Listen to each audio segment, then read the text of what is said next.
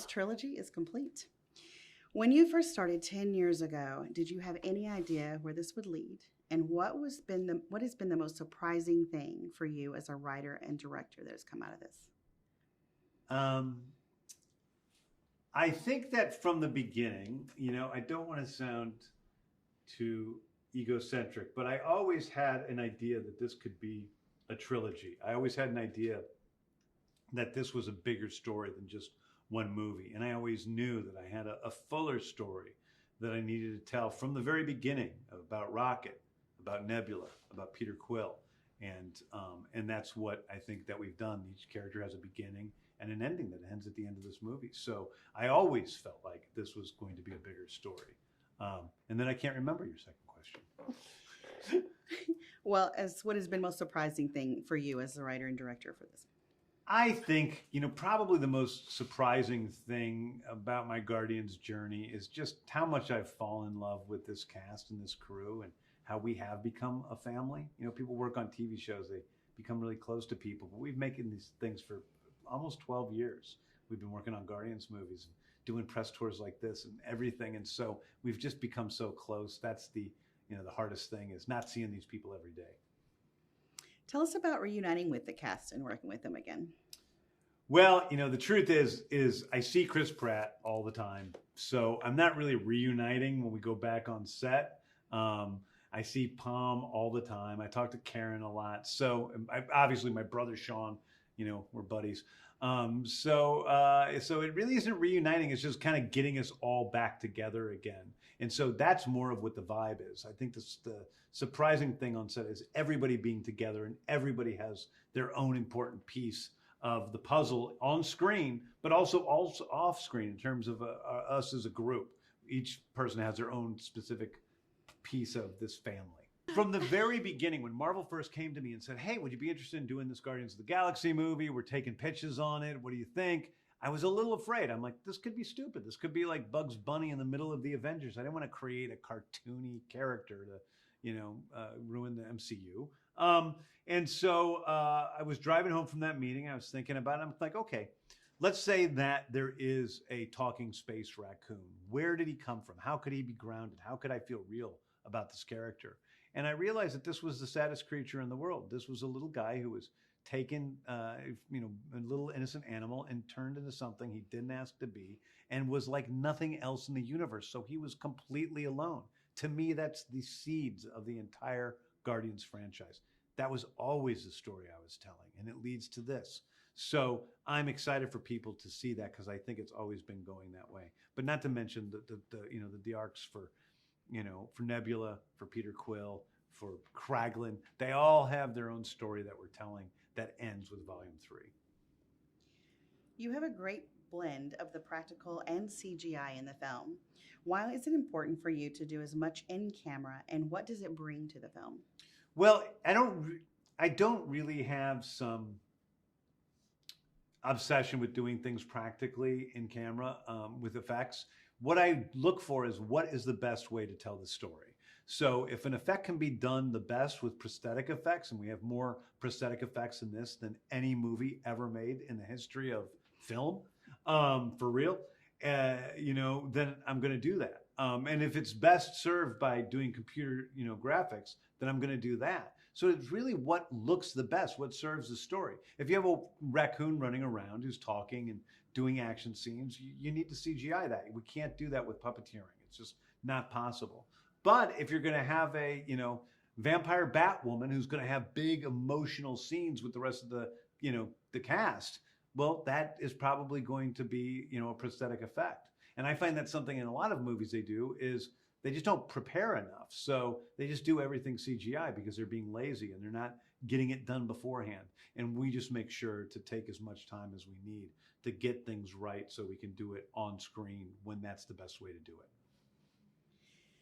How did you go about selecting the music for this film? Was it easier since you had done the two before, or did it present new challenges? I think the hardest thing about making this movie was putting together this soundtrack. I think on the first two movies, they were all, 70s AM pop hits. There's a limited supply, a limited amount of top 40, 70s songs that I could use. On this movie, it's songs from the 70s, 80s, 90s, 2000s. So I kind of had all pop music to choose from. And figuring that out was daunting. And I didn't want to let people down. I knew that the first two soundtracks were iconic in their own ways. And so I wanted to do something that was as good as those two things. And I worked really, really hard and switched out songs constantly, trying to figure it out, and eventually came with the mix we have, and I'm really happy with it. On the day the film wrapped, what did you say to everyone, and was it a bittersweet moment? I don't remember what I said to everyone on the day that we wrapped. I'm working hard. I'm like, I love you guys. Goodbye. But I think that what I remember are the speeches that the cast members gave. So I remember Chris Pratt's speech, on the last day of his filming, where he read off quotes from writers who said what a big bomb Guardians of the Galaxy Volume 1 was going to be, and how nobody believed it was going to be a hit.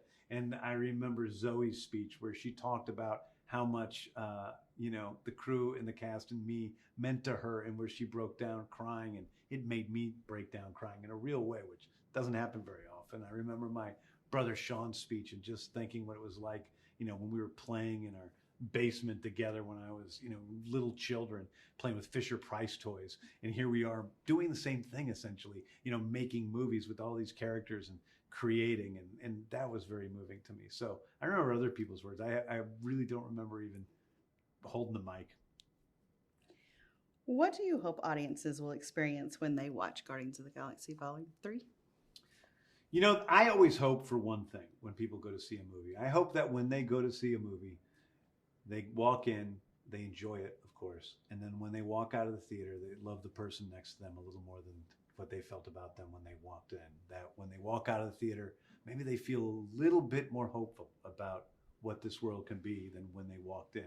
This is a story about compassion. It's about the power of compassion, the power of empathy, and hopefully a little bit of that will soak up, just a little bit in people, and then we'll have been, done what we needed to do.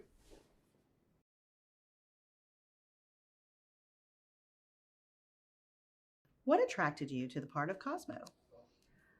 I've been a huge fan of Marvel Cinematic Universe since I was 14, I think, which is 12 years, 13 years ago.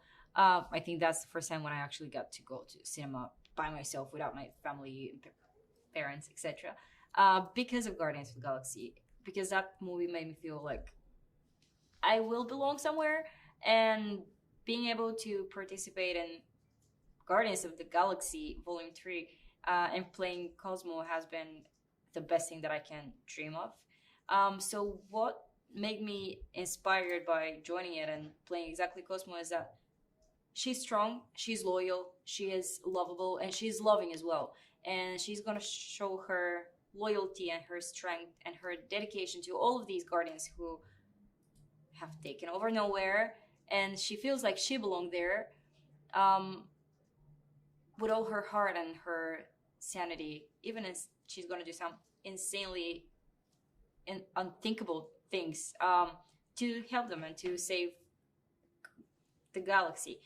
So everything in her made me attracted to play her, and the idea of having that kind of an unconditional love, because we all know that puppies, dogs have it in them, and I think we as human beings should learn from them that's important, and let's try to do it as much as possible. So maybe that was the reason why I was absolutely doing it. And of course, that's freaking James Gunn, and it's Marvel and this incredible cast. The character is CGI, so you voiced her. How did you approach finding your dog voice? What did that entail? Well, I was trying to play her with so many different voices. So to find the right voice for Cosmo was, let's see which register, I'm not sure, is that right way to say it in English? Tonally, is it going to be a deeper voice? Is it going to be a higher voice? Is it going to be something in the middle? Because she's a prototype of the first dog that has been sent to the Cosmos, to the moon, called Laika. And thinking about what's her personality, because judging by myself personally, I have periods of times where I'm speaking with a lower voice, and I have periods of times when I'm excited and my voice goes high. So she had the variety of tonals, I think to feel in the moment of the things that she's going through. But I think somewhere in the middle was the right place to be, because we don't know how old she's been when she's been sent there, and she kind of remained the same age. So she's experienced, but at the same time, she might be just 2, 3, 4 years old. Yeah. What kind of conversation did you have with James Gunn about concerning Cosmo, and what did he want the character to convey?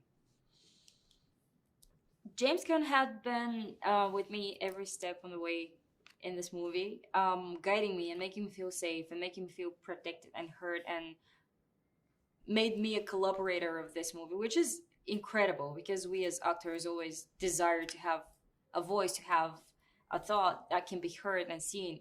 And he is capable of doing that, which makes you more open and willing to share and improvise more, because that's where great things can happen. You open up, try something, and then he's guiding you to the best direction. So we did have lots of conversation, and I got to spend a lot of time there wearing a mocap suit and just staying over hours and watching all of these people and watching how this whole machine is working. We tried different things. He made me feel like I'm this pure creature, because I believe that Cosmo is a pure creature, and she is open-hearted and open-minded, and she's just there and she's doing it. She doesn't care that much about herself. She's just gonna sacrifice herself to do something bigger, and have so much energy, because sometimes we as humans are depressed or slow, or we're even lazy, not in the mood. She's not exactly like that. Till the moment that she doesn't have any more strength in her, she's gonna do it all to just be there for them. And James made me think about that and made me happier, to be honest, because thinking of her as somebody, something happier than me, made me happier as well.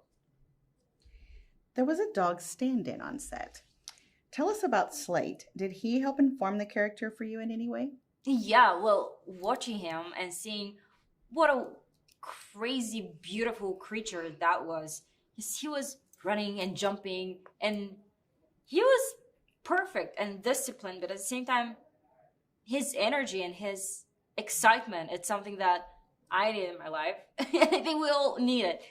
So it helped me a lot. It helped me to develop Cosmo more, because when you look at these puppy eyes and you see that, oh my god, there is this and there is that and there is food and there is excitement and there's so many people, I want to play with them. It helped me a lot. And my god, he was cute as hell. I mean, it's such a beautiful creature. So it was just a double win to be able to play it and to watch it and play with it and pet him. Tell us about Cosmo's friendship with Kraglin. I was just with Sean in the next room, and he said that they're frenemies. I don't agree with that. I think they're friends. I think there is a bit of a fight in Kraglin's head that I'm independent and I finally have my voice and I'm gonna do good, but I'm gonna be myself mostly. He does care about Cosmo a lot, and he's gonna tell her later that she is not what he said she is. I think I avoided the spoiler. So I think it's a beautiful relationship and a friendship, and they care for each other and they root for each other, and they're gonna protect each other the whole time. So it's like a family. I think they're family and they're soulmates, and you don't usually behave the best way with the closest people around you, so you can dare to be a bit rougher with them, to be more direct, even something that can hurt them. And I think that's kind of a core of their relationship, because they're so closer to each other, to the point that I don't really care. Even if I say something like that, you're gonna forgive me. It's gonna be fine. So they're actually good friends, I think. They're family. What did you learn from James Gunn, and what have you taken away from making this film? James taught me a lot of lessons, and some of the most important lessons are even beyond acting and beyond the movie as art, the movie industry as art industry, or just entertainment industry. It's about existing, and it's about human beings. It's about being a good person and being around good people. It makes the world better, and it makes the art better, because art can reflect life. And if you put something good out there, probably that's gonna make somebody behave better, and we're gonna enter a brand new world where everybody's a little bit better. Maybe I'm just idealistic. James is a great human being, and he always made everybody feel safe and happy and having fun and enjoying the process, because the end result, it might end up good even if you're not having the best time of your life, but having the best time of your life and actually having a great having the greatest result at the end, it's just the most incredible thing that you can imagine of. So being a good person, and of course dedicated to your craft, because he is a genius. He is a maniac in the things he's doing. Every single detail, you can see that he is absolutely all eyes and ears on it, to the smallest detail. But at the same time, he is the nicest and the greatest person in the world. How does it feel to be part of the MCU, and what impresses you the most about the Marvel Studios production process? It feels surreal. It definitely feels surreal to be a part of MCU, and everything there impresses me from the beginning through the process till the end to the premiere. And just even having this conversation out here, it's surreal, for real, because you see this is the biggest, the most exciting production company in the world. We are all such big fans, and the fans are the most important thing at the end, because they're there from the beginning and they're gonna stay there till the end if you give them what they deserve. And Marvel does that, and Kevin Feige has done it for the last years, that he had just improved Marvel Universe so much. And having projects like Guardians and themes like family and love and loss, and going through this and finding your place and finding your creatures, it's something that's a huge lesson, and Marvel does that, and Marvel reflects on people's lives. Marvel reflected my life, and being a part of it, it's the biggest honor of my life. One last quick question. If you only had one word to describe the movie, what would it be and why?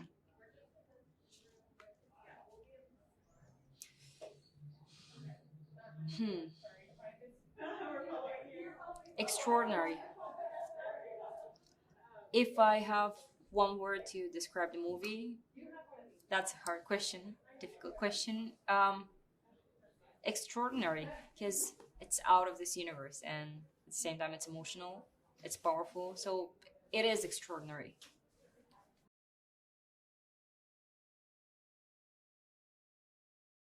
What does it feel like to be part of the MCU? What did it feel like when you put your costume on for the first time?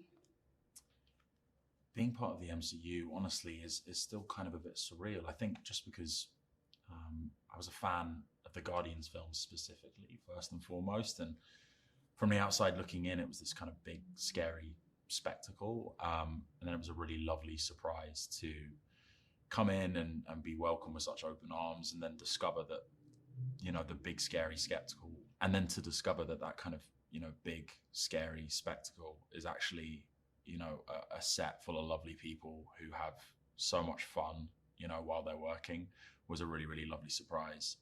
And putting on the costume for the first time really did kind of bring, the feeling that I was part of the MCU home.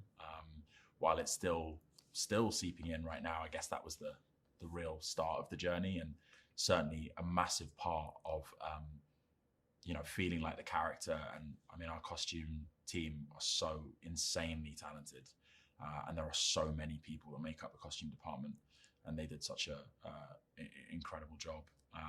So I'm really grateful to have collaborated with them. Your character, Adam Warlock, originated in Marvel comic books. Did you research him in the comics, and what kind of discussions did you have with James Gunn about your character? I was really fortunate when it came to playing Adam Warlock that obviously the character is sort of pre-established, and given that he appears in the comics, there is kind of immediate sort of research material available to you. Of course, he's teased in the second movie, but the fact that he first appears, I think, in I don't know what edition it is, but my agent was kind enough to get me a first edition of an Adam Warlock comic, so I have that in my house somewhere. But being able to read that among other comics that he appears in, and reading about also some of the kind of fan fiction around Adam Warlock was really, really helpful. You know, the internet was a really great provider in that sense as well. So between the comic and what the fans had produced online, you know, a lot of my research was done for me, and then it became about kind of collaborating with James and having our two visions align over who Adam would be. And we settled on this idea of this being his kind of introduction, obviously, and the portrayal of the character in his infancy, you know, as a kind of young person entering the world, trying to sort of carve out, you know, the sort of person that he wanted to be, and what side of the line he wanted to stand on as far as good and evil is concerned. As you touched on, Adam Warlock is more like a child than an adult. As an actor, how did you approach bringing a childlike quality to him, and what was the most challenging aspect of that? Yeah, I think playing the kind of childlike aspects of Adam's characteristics, you know, just allows you to kind of return to that kind of imagination-led sort of childlike fun that I think, you know, is how I kind of got into acting, and to a degree how we all kind of engage with acting. I think, you know, in some ways it's a psychological process, so you have to sort of think about, you know, the formation of your characters, I think, from a kind of childlike starting point. So it was not a foreign concept to me preparing for the role. I think it's something I think about with all my roles. But playing the childlike qualities of Adam was fun. I think that's where a lot of the humor lied. And then I think it was about trying to manage, you know, in a relatively short period of time, a kind of maturity arc, even in the context of this first movie, where, you know, through his contact with various people and through various experiences in the film, he matures over time. What was it like working with the established cast? Was it helpful to have your process with them around? Massive. I mean, invaluable, honestly, to have people as experienced as the, you know, Guardians Legacy cast are, offering you advice and, you know, helping you out and being able to speak to, you know, really particular things about what it's like to shoot movies of this nature was huge for me as a young actor coming in and you know, being the new guy. I really, really lent on them. Chris, especially from day one, you know, was so supportive and was in every sense a leader and a role model on set. So I was really grateful for him in particular, but everyone was fantastic to me, honestly, and they really kind of made me feel part of the group while we were shooting. How did the practical sets inform your acting? I don't know if I've ever been on a film with more impressive practical sets than this. Just amazing. You know, I think the assumption is that there's a lot of green screen. You're doing kind of virtually everything against a blue screen or a green screen. And I gotta say, it's wild to be in scenes of this nature and have sometimes 90% of the world around you kind of practically there, physically there. And, you know, the way the camera team kind of embed themselves into that set and kind of sort of blend in. You can really immerse yourself in those worlds. And, you know, I mean, our art department are just nuts talented. It really blew my mind. And it's kind of hard to not sort of have it take you out, at least initially, because you're kind of marveling at how incredible each set is, but you've got to, you know, switch off. I guess in Adam Warlock's world, it's like, it's the bathroom or it's the kitchen or it's the, you know, don't stare at it all in wonderment, but it eventually becomes something that just helps you lose yourself in any given scene and feel more like the character. And every department are kind of pulling to try and, you know, achieve the same goal, and it makes my job in the acting department much easier. And what was it like to work with director James Gunn? So amazing. I mean, he's so talented in so many ways. I think James, as a writer, a director, a producer, he's kind of unlike anyone I've come across. Don't think I've ever seen anyone with such a kind of realized and confident vision of what they want, you know, in advance of trying to kind of execute it. You know, he storyboards the whole movie well before we get to set. He's got the playlist, the soundtrack, I should say, sorted before, you know, maybe even the script is fully finalized.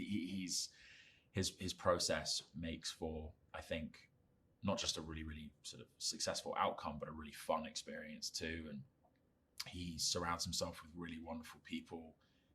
It's a prime example of the fact that you can make a movie on a certain scale under a certain amount of pressure at a certain level without compromising on the experience for the people who you're working with and the well-being of those people. You know, I think he really cares about people having a good time and people being taken care of in the process. And that shouldn't be overlooked. I think that's a really valuable quality that he brings to his movies. What can audiences look forward to when they see this film? I think audiences can probably look forward to one of the most kind of balanced films in the Marvel universe that I've seen, as far as its blend of kind of, you know, sentimentality and I suppose just pathos and emotion with comedy. You know, it really is a laugh and cry movie with so many twists and turns and subversions of expectations. And there are just some amazing performances in this on the drama and the comedy side. That's what I was really struck by, you know, when I watched it recently for the first time. It's just chock full of incredible performances. Lastly, if you could describe Guardians of the Galaxy Volume 3 in one word, what would it be and why?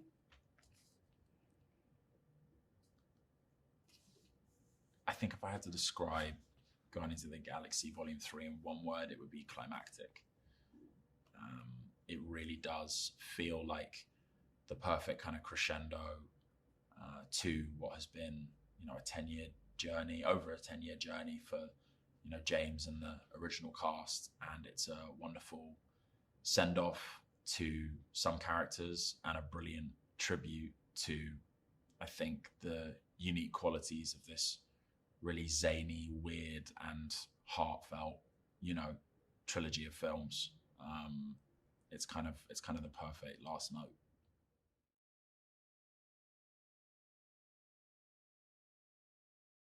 What was it like when you saw all the Guardians together for the first time on set? It was so amazing to be on set together again as the Guardians of the Galaxy, and especially when we got to wear the new costumes.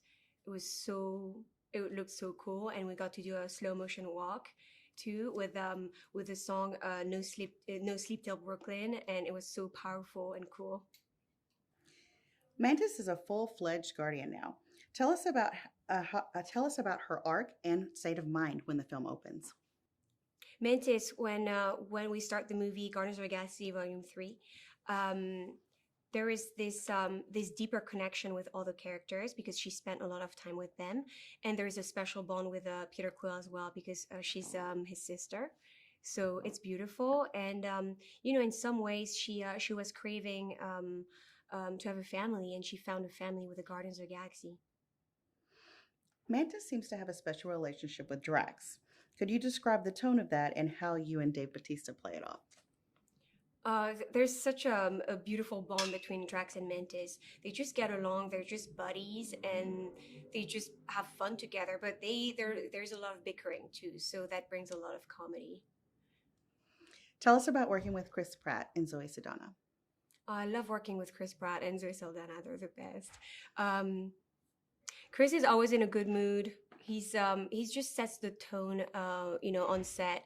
He comes up with a lot of improvisation. He's very generous, and he gives ideas for other characters too. Zoe is amazing too. She's such an incredible actress. She's so powerful. I love watching her do the fight scenes as well. I love her moves. It's so cool. How important were the practical sets to you as an actor? I mean, all the sets are so incredible. There is this attention to detail, you know, all the spaceships, uh, the squishy set that we were on. It was all orange, and um, there was like one set that was really beautiful. It was all white and all very space age, and all the characters were dressed in such a creative way and alien and strange. It was so beautiful to look at.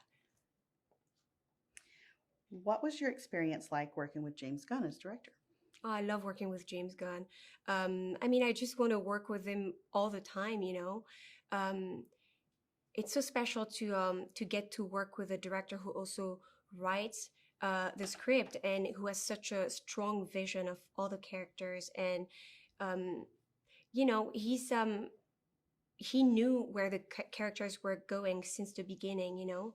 So there's such a beautiful arc with each character, and there's like something so unique about each characters as well, you know, the weirdness and the playfulness and the comedy, and there's so much heart in everything that he does. If you could describe Guardians of the Galaxy Volume 3 in one word, what would it be and why? I can't choose just one word for this movie because it's heartbreaking, but at the same time it's hilarious and it's action packed. It's unforgettable.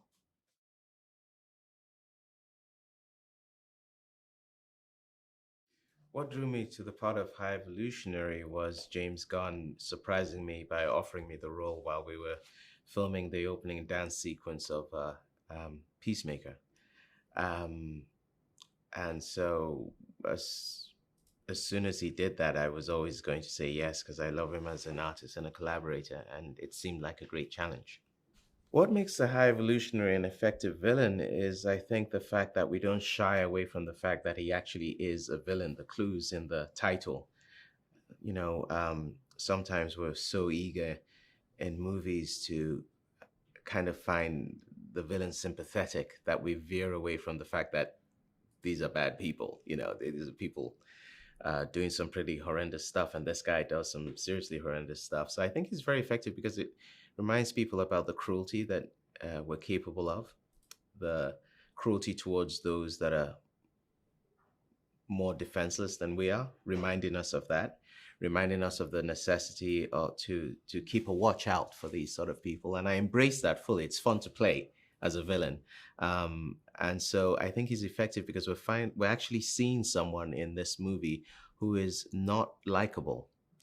And I loved it as a challenge because I was like, can I still play that truthfully? Can I truly be unlikable, embrace that, and still have some level of maybe comprehension as to why I'm doing what I'm doing? And that's the real challenge. You don't have to like me, but do you understand why I'm doing it? And that's very fun to play. Tell us about working with the Guardians cast. What stood out to you about them? Working with the Guardians cast, it was quite extraordinary because they were all such warm people. These are superstars that I was watching on my IMAX, you know, giant, you know, personalities and talents. And it's very unique to work with a group of people who are so well known, so successful, but also so down to earth. And I think James really surrounds himself with people that are very much down to earth. So coming into such a big job, it didn't feel like such a big job because they were so welcoming. I didn't feel any pressure. The only pressure I felt was the pressure I gave myself to justify James's choice in me, you know. Tell us about your costume. Does it evoke with the character?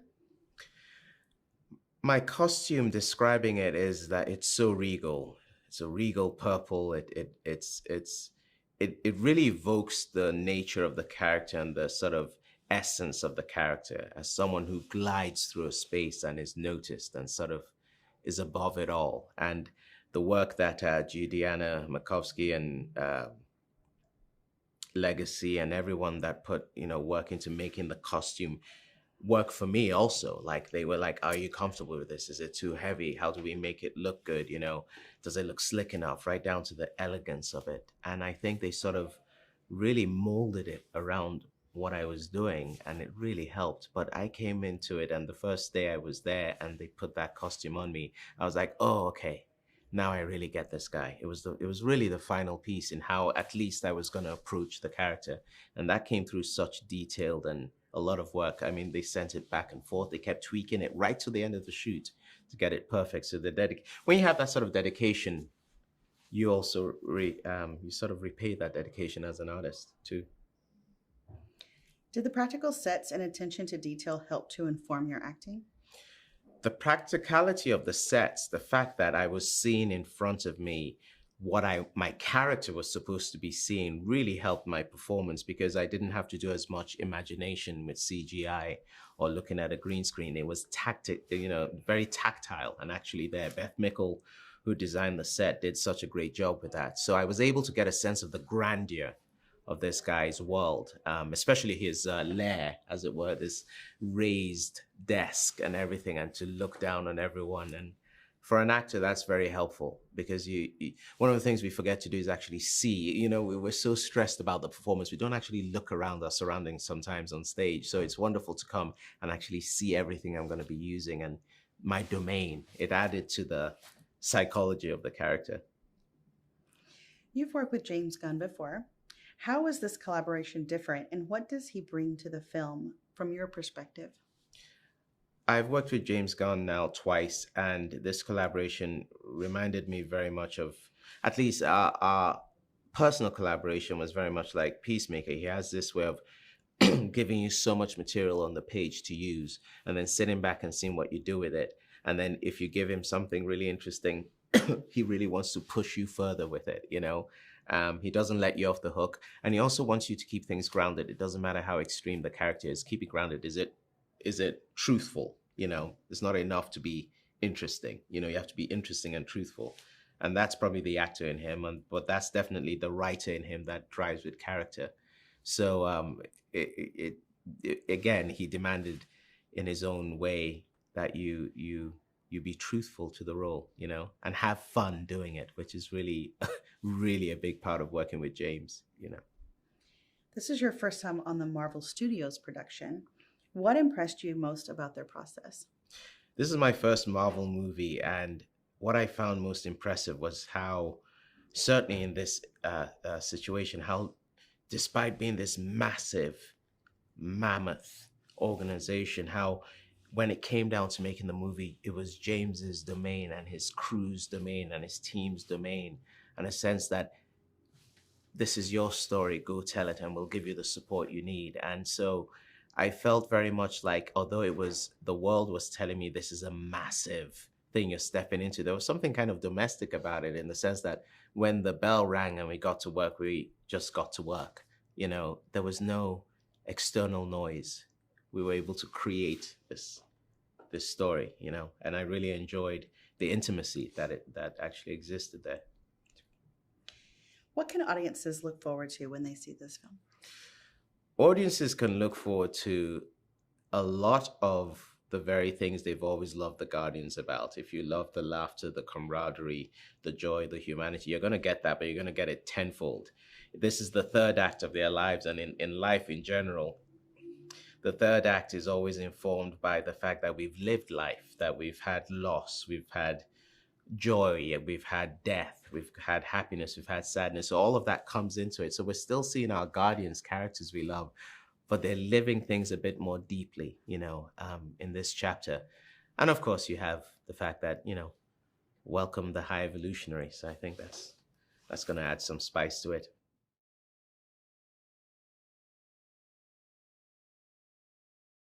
This is your first actual appearance in the MCU. What was it like playing Master Karja? Yes, my first actual appearance. It's actually accurate and true. This is my first actual appearance, the first time I actually appear in the Marvel Cinematic Universe. And what was it like? It was a 70-pound costume. It's rather hot. It was most comfortable when they strung me up from the ceiling and swung me around. That was when it was the most comfortable. It was an incredible experience. It's like getting together with your friends as a kid to do a play. say, oh, we'll use my parents' back deck as a stage. We got this box of old clothes we can use for costumes. But if you had a multi-million-dollar budget and teams of people to do things in a really big way, it's a lot of fun. Without giving anything away and in general terms, can you tell us a little bit about your character and how he fits into the story? My character, Master Karja, I wanted to get away from playing an armed, authoritarian, uniformed figure and go into a space opera and play an armed, authoritarian, uniformed figure. I figure that's my wheelhouse. Why go changing it now?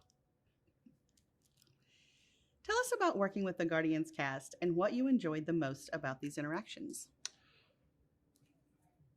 Great question. Working with the Guardians cast is actually fantastic because James puts a lot of thought and effort into hiring people he actually wants to hang out with for, well, I guess what is the better part of a decade now, because there's been, well, 3 Guardians films on top of other Avengers films. He's going to hang out with these people a lot. So his selection process is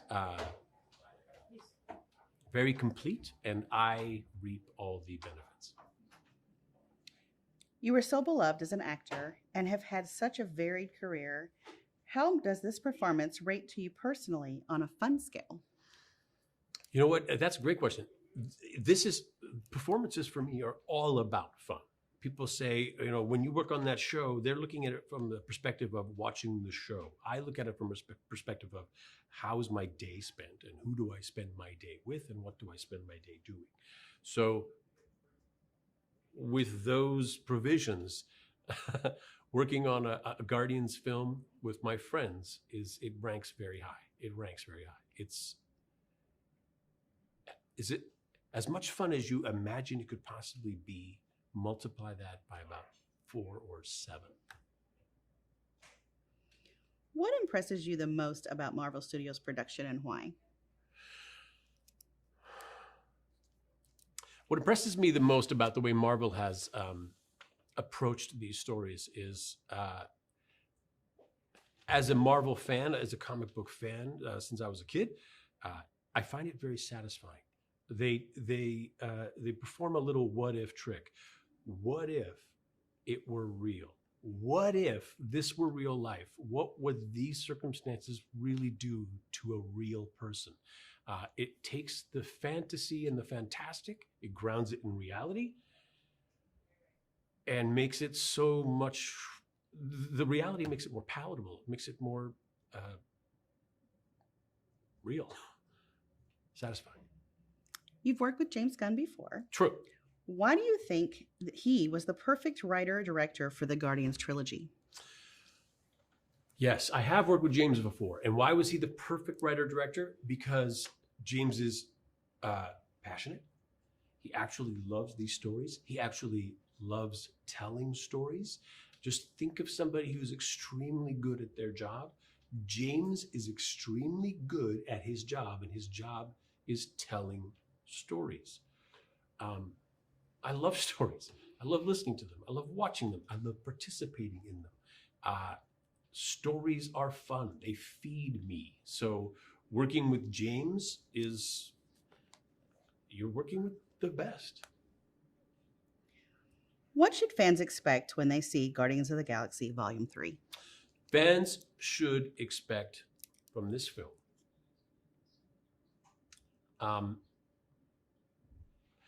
a team of people that make you invest, that make you believe, that make you root for. It takes a story about aliens and space opera and stakes that have nothing to do with us here on Earth, and it makes us care about them. It's artful. It's exciting. It's funny. It's grand. It's an extravaganza for sure. There's going to be lots of wonderful special effects, but incredible performances in a very satisfying wrap up to what has been a very satisfying trilogy. Last question. If you could describe this movie in one word, what would it be and why? If I had to describe this movie in one word, the word would be thoughtful. Because of the way they approached the problems of the characters, it made it real. The suffering is real. The resolution is real. It's a thoughtful story.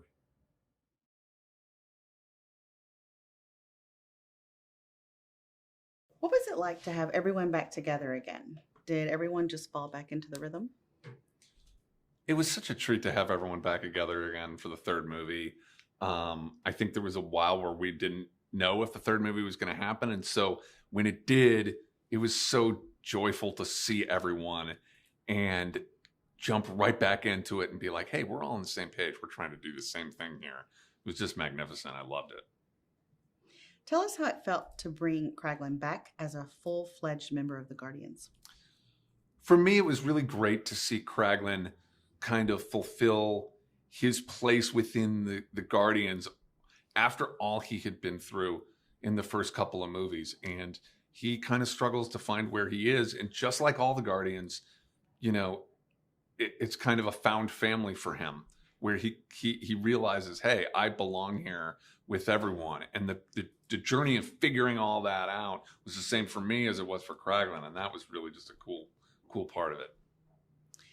Kraglin now has the Yaka arrow.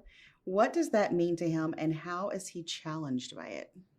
Kraglin feels a really strong sense of responsibility for the Ravager Code and for upholding the things that he's learned from Yondu and from the other Guardians. So now that he has the Yaka arrow, it's that much more responsibility, which I think is part of what makes it so difficult for him to master. He feels like he wants to do it right, and I have to do it right, which is a hard thing to kind of put together. It's not until he realizes, oh wait, this is inside of me already, that he's able to kind of start to figure out what it all really means. We've heard that James plays the songs from the playlist on set that correlates with the scene being shot. How does that inform you as an actor? My brother James plays the songs from the soundtrack on set when we shoot the scenes. So it's really great for us as actors to know where we are and to understand tone-wise and rhythm-wise how these scenes are working. And a really cool thing about the third movie is so often the characters are actually listening to the songs that the audience is listening to. You know, Rocket has the Zune and we see him singing along, so we know Rocket knows and loves all these songs. So it's just kind of perfect that they have that soundtrack going to what they're doing.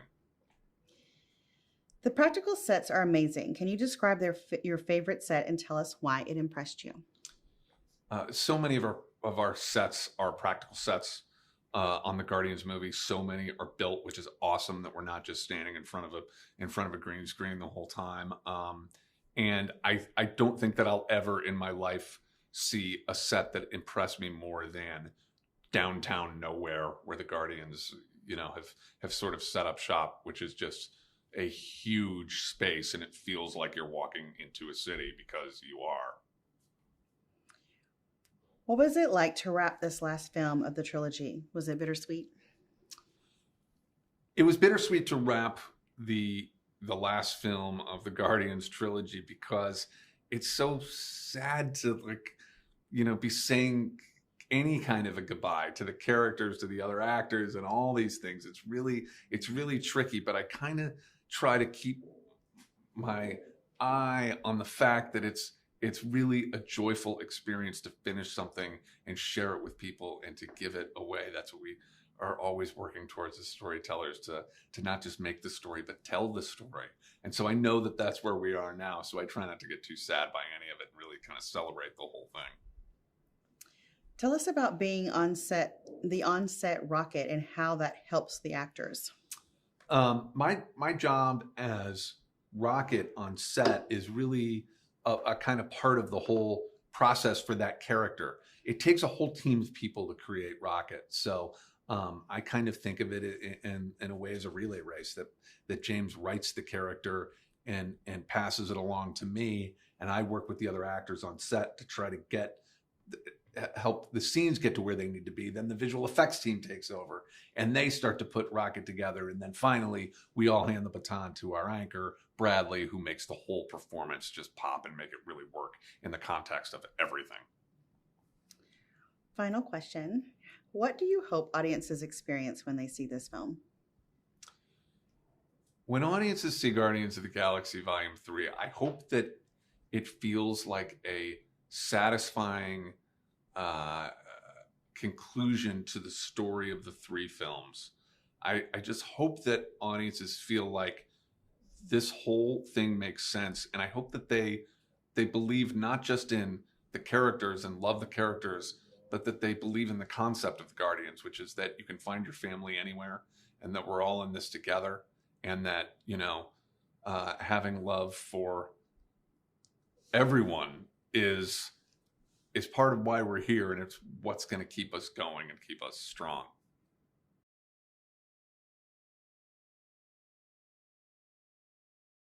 How did it feel to be back on the set as Nebula, and was it fun reuniting with everyone? It felt incredible to be back on set with everyone. It truly coming together feels like a family being reunited. It's been almost 10 years now that we've been working together, and we've been coming together sporadically over a decade, and those were quite formative years of our lives. And we get to run around as superheroes every so often. It's actually the best gig ever. It seems as though Nebula has lightened up quite a bit. Tell us about her attitude and where we find her at the beginning of the film. Nebula definitely has loosened up and lightened up a little bit in this film. You know, she's been on this sort of journey of healing throughout all of the movies, and now she's at a place where Thanos has been eliminated from her life. She can start to develop a little bit more of that lighter personality. She's got a little bit more of a sense of humor this time. She has a fun rapport with Star-Lord. They're very like quippy and back and forth with each other, and it's been really nice to explore this new version of her, this more evolved version of her, and one that has more compassion and more vulnerability. Describe Nebula's interesting arc throughout the trilogy, and what has it been like as an actor bringing her to this point? I just feel so lucky that Nebula has been given the most incredible emotional arc over the course of all these films. She started off when we met her as like a bitter, tormented, twisted character on the periphery. And then actually, as we sort of gradually got to know her throughout the movies, we started to empathize with her and understand her point of view, and she didn't seem so villainous anymore. And then we watched her relationship with Gamora kind of develop, and they started to understand each other and gain empathy towards each other. And then she started to feel like for the first time in her life, she had a family around her and people who actually felt love towards her. And I think she probably has never experienced that in her entire life and never felt that. And so for her, it's been a journey of learning how to accept that, how to feel worthy of that love. And I think she's finally in a place where she feels that way now. There are amazing practical sets in this film. Can you tell us your favorite and why? There's so many amazing sets on this movie. I think one of my favorites would have to be the sort of like the skin belly like substance. It was all squidgy, and we got to wear like fun space suits, and it was just one of the more unique sets I think I've ever seen. Transforming into Nebula takes a lot of work. Has the makeup process changed in any way throughout the years? It does take a lot of work to get into the whole Nebula getup. The makeup process has definitely evolved over the years. On the first film, it took 5 hours, and I had shaved my head. So it was like they would get all the stubble off of my head first thing, and then glue everything to my face and neck.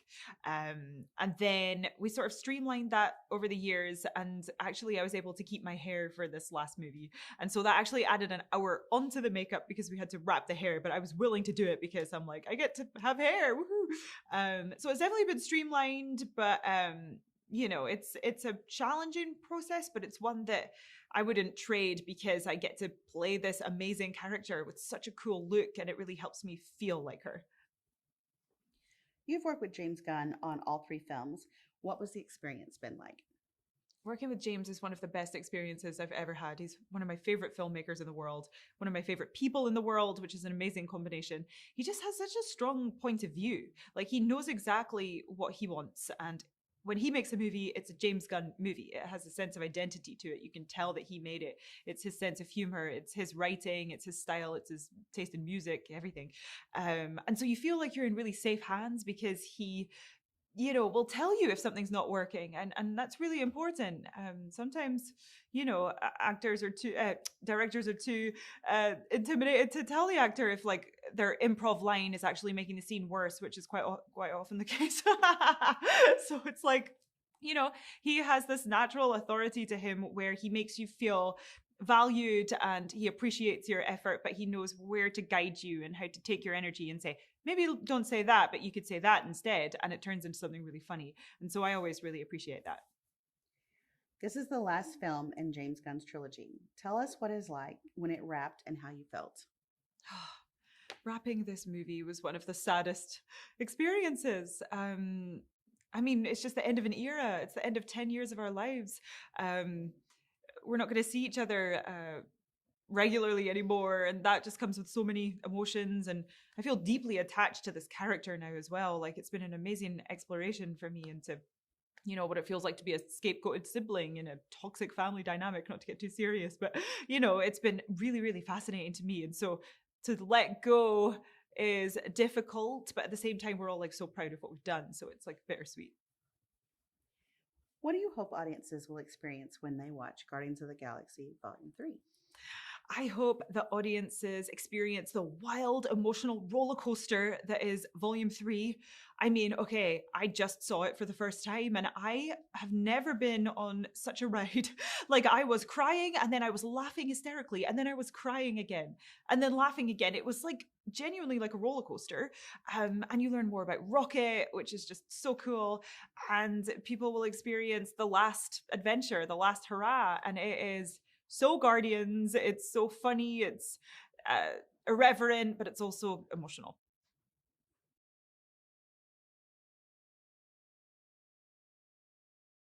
How did it feel to reunite with the Guardians family?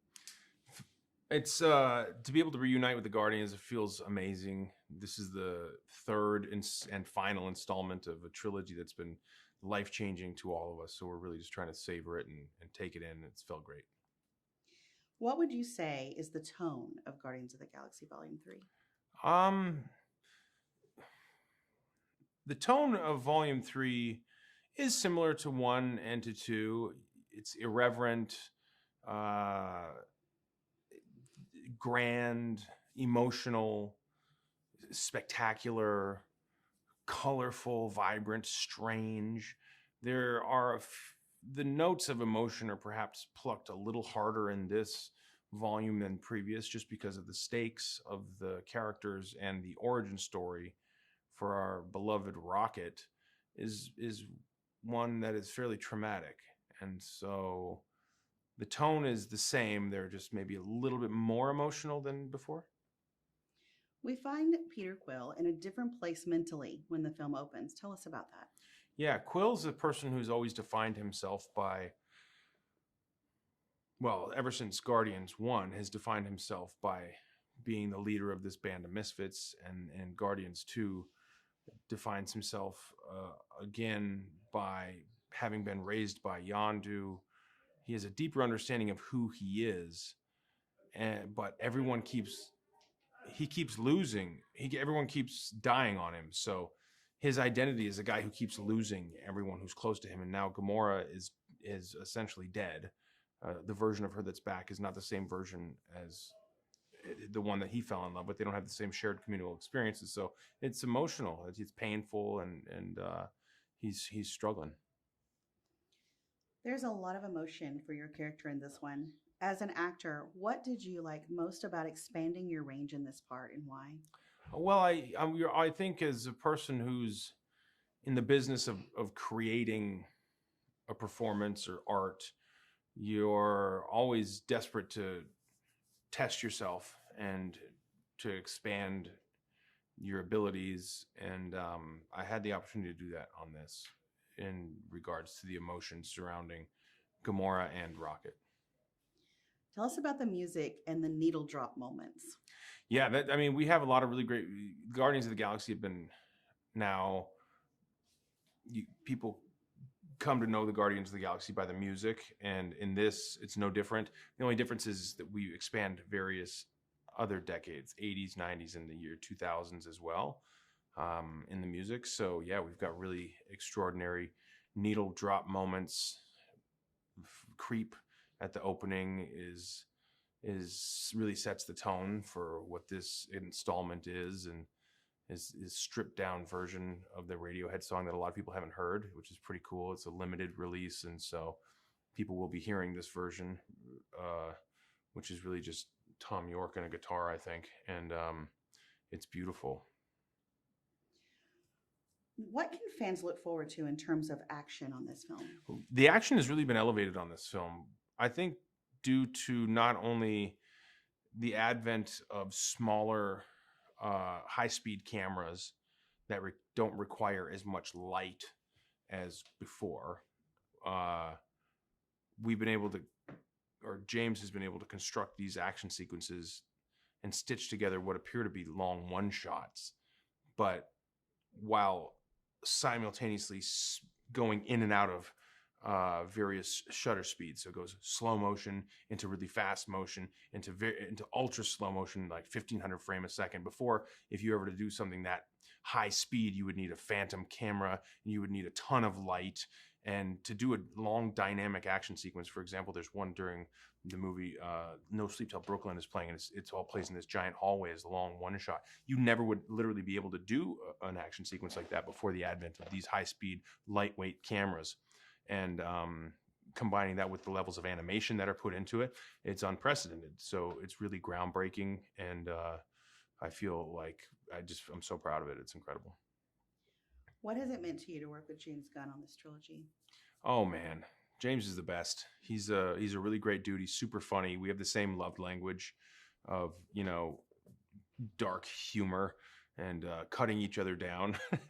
It's kind of it seems counterintuitive, but it's a way that we show each other that we love each other, is to basically give each other free reign to be as funny and mean as possible. That's maybe it's a Midwest thing, but it's meant the world. I spoke at his wedding, and I cared deeply about him as a person outside of just his relationship to me as a director, to an actor. We're friends, and it's been incredible. It's been an incredible 10 years. I know I'll have him in my life forever, but the days of him directing me may be over, and so that in that regard, it's kind of sad. What do you hope audiences will experience when they watch Guardians of the Galaxy Volume 3? I hope that the audience's experience was the same to mine in watching the film, because I am in the film, but I also am a fan of these films. And that is to feel as though they've been taken on a complete journey, that we never cheapened the original titles, that we honor the first two volumes, that we naturally allow it to grow, that we weren't cynically making decisions based on the longevity of the franchise with an eye on the business of like, oh, we better keep these around so we can do a bunch more episodes. This feels final, and I think that is less and less. That happens less and less when industry and art merge, like it does in big business Hollywood with these multi-million-dollar movies, billion-dollar franchises. It's pretty rare that people are willing to let them end in the way that best suits the story, not the way that best suits the business model. And because of that, you get to see really fresh, compelling, inventive storytelling, and I hope audiences appreciate that.